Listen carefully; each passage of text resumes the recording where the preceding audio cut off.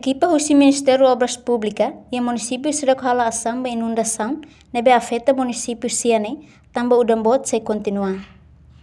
Ministro de Obras Públicas Samuel Marçal foi em remata a reunião Conselho Ministro Badaruak e a Palácio Governo dele, quarta-feira, Lon Lima Fulanzulho Tinan Rehonroro no Lorecintolo.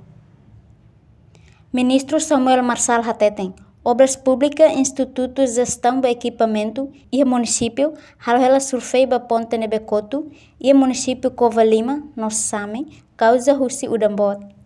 Maka halo relação ina ba mai be sira pere halo ação rápido tambah dan tambor mai be equipamento pronto ali a bahira também menos itu mota menos itu sira halo ação ba ponte ba dana sira kami sudah usia obras públicas e município o ide sira halo